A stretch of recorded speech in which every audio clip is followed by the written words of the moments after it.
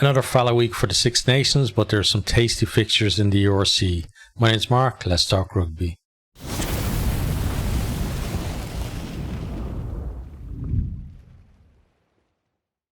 Round 11 of the URC, and yeah, we've got some decent games this weekend.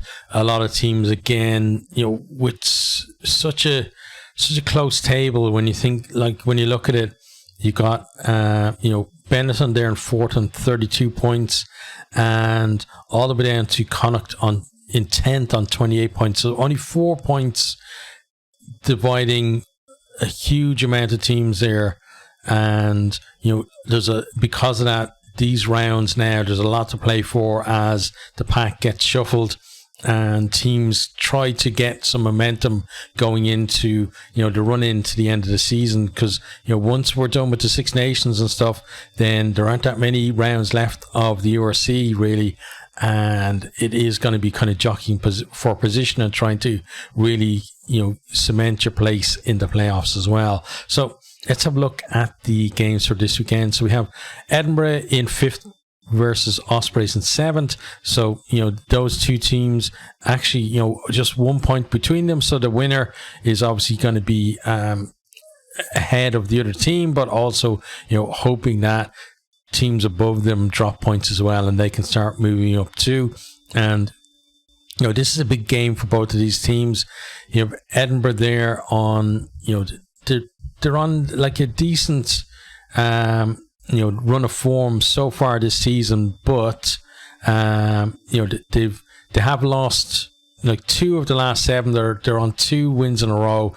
They want to extend that. They want to go 3, 4, 5 games winning streak. That's really gonna keep them up there in the playoffs, but also help them to potentially push for a home draw as well. And that's what, if you're in their position, you're in 5th place, you've got to be targeting finishing in the top 4. You don't want to just settle for where you are, and especially with the league so close. And then Ospreys, they're on 3 in a row, including the last time out, that win against Ulster, and that helped them basically leapfrog Ulster in the table as well. So they've got to be fairly happy with how that turned out for them. But when you look at it as well, one of these teams is obviously whoever wins, I think really is on for that potential, disrupting the top 4 there and getting a home draw. The other team though is back in that fight, trying to secure just a place in the playoffs, let alone getting a decent draw in that as well, because it's just it's just the way it is. We've got 10 teams with realistic, very realistic chances of getting into the top 8, and then you have another couple of teams in the Lions and Cardiff as well, who have still chances to get in. They're not that far behind, and at least 2 teams who have realistic chances are going to be disappointed, and 4 teams who definitely still have a chance are going to be disappointed overall as well. So you don't want to be one of those, and that's the way these two guys, teams are at the moment. But I think home advantage, Edinburgh, they're probably going to have, I think Healy will probably, I'm not sure, I haven't checked the teams, probably will be available for them because he's not getting that many minutes in the Six Nations, and I think that and home advantage will probably see them through to a win against the Ospreys. Next time we have Munster, who are in 9th place, versus Zebre, who are in 13th. So Munster at the moment, defending champions outside of the playoff places. They're outside the playoff places on points difference at the minute. It's not even actual points, and they would have certainly at the start of the season targeted this game to be a bonus point win, and I think a bonus point win should see them, even if obviously the teams above them do claim wins, should see them move up into that top 8. I think that's going to be enough, because I don't know how many of the other teams are actually going to win with bonus points anyway. Zebre, we've seen them being, much more competitive at home this season. They're still, a few seasons away though from realistically being able to win away from home, and especially against a team like Munster. And Munster, we talk about Leinster having a lot of depth, but Munster have some really decent depth there as well, especially in the likes of the back row. Some really good young players coming through in their squad as well. And the centre combination, I think, is coming on pretty well. They've got, even with Crowley out, they've got some decent options at halfback as well. Crowley and Casey not available, and even Murray as well. But luckily, they've got some players there. Some of them may be moving on at the end of the season, the likes of Joe Carby and stuff. But at the moment, they still have decent backup. So, for that one, again, I think it's probably going to be a Munster win. And we're going to, Munster win with a bonus point. I feel they're going to move up, I think, into the playoff places. And Zebre, depending on how things go, they might stay where they are. They obviously want to win that little mini league of the bottom four at the minute, but there are chances for other teams below them to potentially win this weekend. Probably looking at maybe the Sharks with the best chance, but we'll come on to them in a minute. So, and just in terms of recent form, Munster's recent form, not great. 3 wins out of 7. Zebre, 1 win and a draw out of the last 7, but they lost the last 5 in a row. So I'm expecting Munster won last time out. I expect them, to get their longest run in a while, 2 wins in a row, and then to potentially build from there into the knockouts and the defence of their title. So they're not going to go quietly into the night, I don't think. Then game after this is the Lions against the Sharks. So 11th versus 16th. Sharks, we talked about before how their stats tell us that they're not that bad this season. They should not be bottom of the table, and we've seen some decent performances from them as well. But they need to, you can't just perform well. You have to get the results as well. The Lions, they've been decent this season as well, but in some tight games, not quite coming off for them. And if we look at the form book, so Lions have won 4 of their last 7, but they've lost the last 2. The Sharks only 1 win in the last 7, lost 4 on the bounce. So one of these teams is going to break a losing run. And it's kind of hard to say because, again, the stats are telling me that the Sharks are due a win. But I think because the Lions are home, I'm going to go for a Lions win. And they're going to stay in that kind of, in that pack that are there fighting out for the playoff places. I think if they lose this one, they're going to be a little bit too far adrift of the teams above them. At the moment, they're 4 points adrift of Connacht, and potentially they're going to be maybe 6 to 9 points adrift of the whatever team it is above them at the end of the weekend. It might only be 5 points, but 5 points, it would still feel like a lot to a team that are coming off, it would be then like 3 losses in a row for them. So it feels like a must win for the Lions if they're to keep their hopes alive of getting in there. Some people say there's plenty of games left, like there's still 7 more after that, but you see it a lot when you get into those final 3 or 4 rounds of the tournament, trying to make up 4 or 5 points on the team above you, and especially if it's a group of teams and not just one team, can be very, very difficult, because you're literally just clawing your way back up, almost a point or 2 at a time, and any kind of setback at all, and your chances are gone. So this feels like a must win for the Lions, and because of that, I think I'm going to back them for the win in that one. The next game then we have is Benetton versus Glasgow Warriors. So, this is 4th versus 2nd in the table. And this is why I think, there's a chance for other teams to potentially move up into that top 4, because you have 2 of the, top 4 squaring off against each other. Benetton last time out lost to Leinster, and that actually allowed Glasgow to replace them in second place. Benetton falling from second to fourth after that defeat to Leinster, and it was a bit of a heavy defeat for them as well. And they really got to pick themselves up for this one. Glasgow would, I'd say they go there, believing that they definitely can win, but they know how good Benetton are and have been this season, that they're not going to, it's not a banker, even for a top team like Glasgow anymore, especially, over there in Treviso. And, if we look at the form book too between the two teams, Benetton, they did lose to Leinster, but they won 5 of the last 7. Glasgow also won 5 of the last 7. Before that loss to Leinster, Benetton were on a 4-win streak. So, they brought some real form into that Leinster game, and they're going to look to bounce back. And I think because of that, that gives them just a bit of an edge over Glasgow. So I'm expecting, Benetton to win that one, and potentially, depending on bonus points and stuff like that, potentially to actually leapfrog back above Glasgow in the table, but certainly to close the gap if they do get that win. But it's going to be a tight one between these two.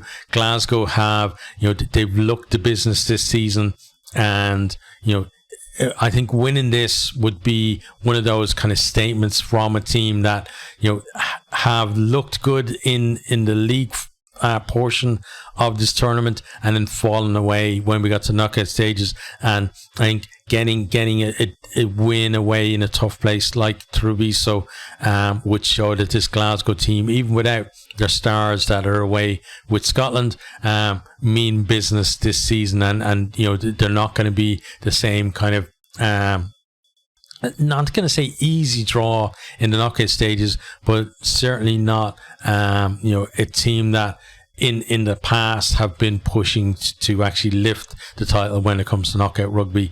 But yeah, I think on the balance of things, I'm going to go for Benetton to win, but probably Glasgow with a losing bonus point in that one. Then we have what I think is, that's a big game, but I think probably the biggest game of the weekend, and certainly, the number of tickets sold would back that up, is the Bulls versus the Stormers. This is 3rd versus 6th.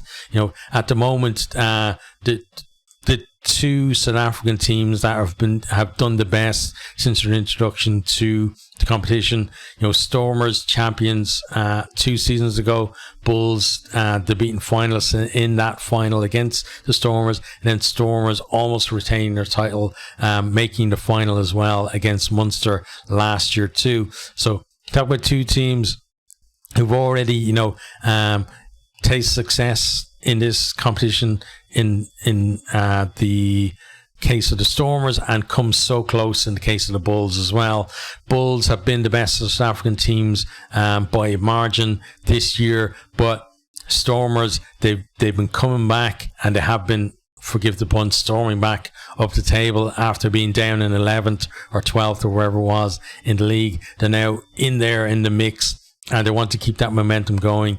And they'll see this as a big, not just a big chance to kind of keep themselves in that hunt, but to also deal a blow to one of the of their rivals as well. So it'll be much sweeter for them to get the win. If we look then at the form of the two teams coming into this, so Bulls have won 5 of the last 7.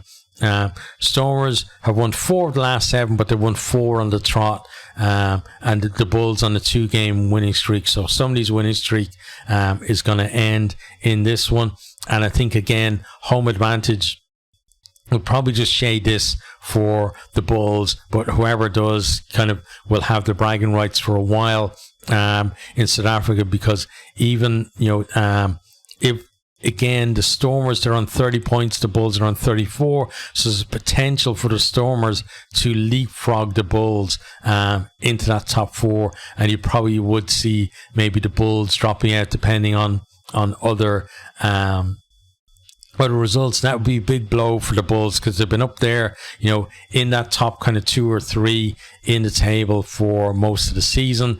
and to see their rivals be the ones to knock them out of that would be, as I said, a big blow for them. But I think because of home advantage, I'm going to back the Bulls in that one. Next, then we have Connacht versus the Scarlets. So this is 10th versus 14th. Looking at that in the table, you think, oh, they're not that far from each other then.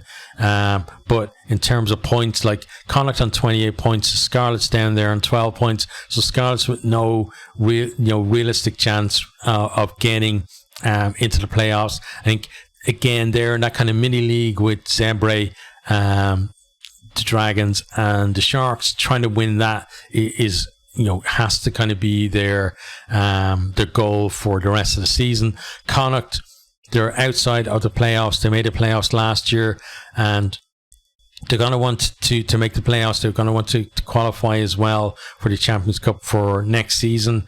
Although, they didn't equip themselves that great in the Champions Cup this season, but if you can get in season on season, you're going to see improvements. If you're yo-yoing between that and the Challenge Cup, not so much. So again, an important game for them. They're going to have tougher games coming up in the following rounds. So this is one where you would feel that Connacht should win.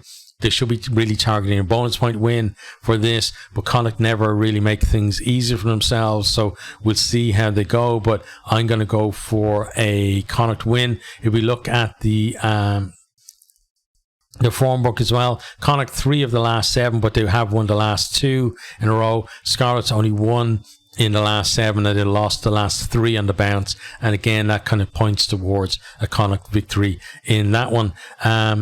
Next, then we have is it the last of the Saturday games? No, there's another game there as well. But next one is Cardiff versus Leinster, and so this is 12th versus 1st. And we've seen Cardiff, kind of re-emerging a little bit this season on the back of performance of some really good young talent coming through there. A lot of that young talent, though, is away with Wales at the minute, so they've got to try to cope without those, and having a team like Leinster who have massive depth coming over is not really what you want to see, especially given that they lost at home last time out against a depleted Munster side as well. So having Leinster coming to town is going to be an even bigger task for them. And looking at the form book, Cardiff, they won 2 of the last 7 and drawn 1 as well, but lost 4 of the last 7. Leinster, they lost 2 rounds ago against Ulster, but they've won 6 of the last 7, won well against Benetton last time out as well, and they would certainly be confident of turning Cardiff over at the Cardiff Arms Park. And given the relative strength of the 2 squads that I expect to be involved in this game, I'm plugging for a Leinster win and maybe a bonus point for them as well. And we could see this could be the start of a bit of daylight appearing between Leinster and the chasing pack as well. Then the final game of the weekend is Ulster versus the Dragons. So this one, you've got 8th place versus 15th. So Ulster in that last coveted spot in the playoffs, qualifying for the Champions Cup at the moment as well. Dragons down the bottom, potentially, if the Sharks get somebody out of the game against the Lions, could drop to the bottom of the table unless they themselves get something against Ulster. So something riding on it for both teams. Ulster, since we last talked about them, and that really poor performance away to the Ospreys, have parted ways with head coach Dan McFarland. It was, we don't see too many head coaches leaving in the middle of the season in rugby, but I don't think I've heard anyone say that it wasn't the right thing for Ulster. for Dan McFarland as well. I think that's an important thing as well in rugby, is that we can't just consider the team themselves, but Dan McFarland, he did a lot for Ulster rugby, and he needs to be commended for it as well. He needs to be remembered for that too. It's a shame that the way it's ended for them, but he took them from being a bit of a basket case and got them to the point where they were kind of up there, making quarterfinals in the Champions Cup, and also, being competitive in the URC, especially in the league portion. Couldn't quite get that next step of getting to a final or lifting a trophy for them. And this, last season we saw cracks appearing, but this season they really went off the rails, and it just felt like you needed, a fresh voice leading the team, and that's what they've decided to go for. The new coach is going to be Richie Murphy, who is currently the under-20s head coach of Ireland. He's won back-to-back Grand Slams with the under-20s. Has said, though, he's not going to take over until after the under-20 Six Nations concludes, which is obviously in a couple of weeks' time. So he's going to be there for the last what's it going to be, 7 rounds or something of the URC, and then there, however many rounds they actually go in the Challenge Cup as well from there. For this game, though, Dan Soper, who was assistant coach, is going to step in and lead the team for this game at least. And then, as I said, Richie Murphy will then take over once he's finished his commitments with the under-20s. He's taking over on an interim basis. Now, whether that is an interim basis with a view to taking over long-term, I'd imagine that's what it is.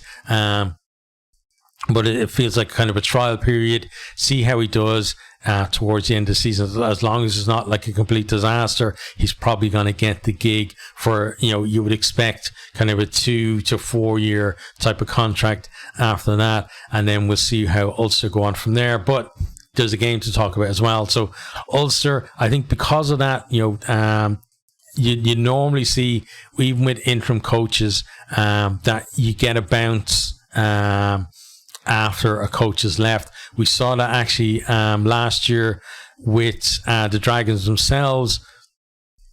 They had that bounce last year, but it's a long time since then that they've kind of, they've, although some decent talent, the likes of Rio Dar, have come out of the Dragons in that period, it's a long time since they've had a decent bounce, and they've been dropping down the table this year as well.